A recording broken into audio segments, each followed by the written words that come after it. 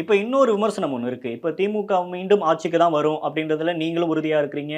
திமுக தலைமையும் உறுதியா இருக்கு. தொடர்ந்து எல்லாரும் அதுக்கான வேலைகள பார்த்துட்டு இருக்கீங்க. ஆனா எடப்பாடி என்ன சொல்றாருன்னா, இங்க வந்து சொத்து வரி உயர்ந்திருக்கு, மின் கட்டணம் உயர்ந்திருக்கு. இதெல்லாம் கூட்டணிகளும் பேச மாட்றாங்க. கூட்டணி கட்சியில யாரும் இத பத்தி வாயே திறக்க மாட்டேன்றாங்க.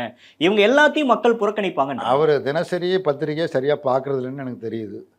சொத்து வரி உயர்வை எதிர்த்து மாநகராட்சிகள் அனைத்து மாநகராட்சிகளும் சென்னை மாநகராட்சியில் எதிர்த்து மாமன்ற உறுப்பினர்கள் சிபிஎம் வெளிநடப்பு பண்ணினார்கள். ம்.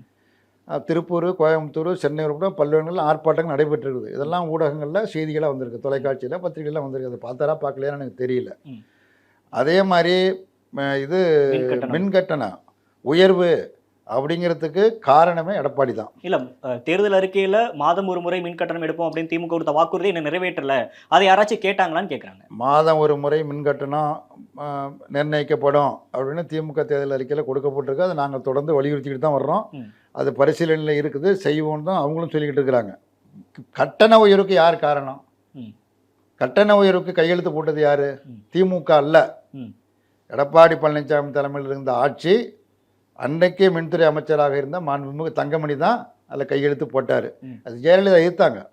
இந்த உதவி மின் திட்டத்தை நாங்கள் ஏற்க மாட்டோம், இது ஏற்றால் தமிழ்நாட்டு மக்கள் மிக கடுமையாக பாதிக்கப்படுவார்கள். நாங்கள் அங்கே காரணம் பல்வேறு சலுகைகளை வழங்கி கொண்டு இருக்கிறோம். விவசாயிகளுக்கு இலவச மின்சாரத்தை வழங்கி கொண்டிருக்கிறோம்.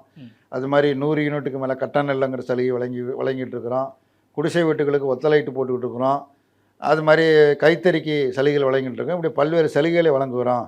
இந்த உதவி திட்டத்தில் கையெழுத்து போட்டோம்னா இது பூராவும் செயல்படுத்த முடியாது, ஆகவே நாங்கள் போட மாட்டோம் என்று அம்மையார் ஜெயலலிதா முற்றிலுமாக நிராகரித்த செயல் அது. அதில் கையெழுத்து போட்டது யார்?